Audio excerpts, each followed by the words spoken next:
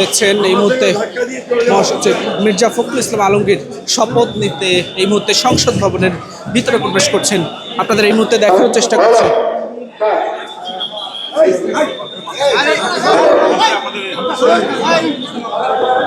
যে শপথ নিতে এই মুহূর্তে মির্জা ফখরুল ইসলাম আলমগীর সংসদ ভবনে।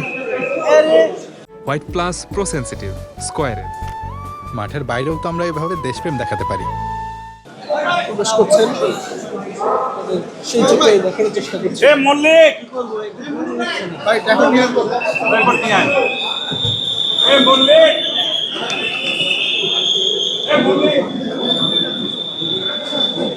ভাই ভাই ভাই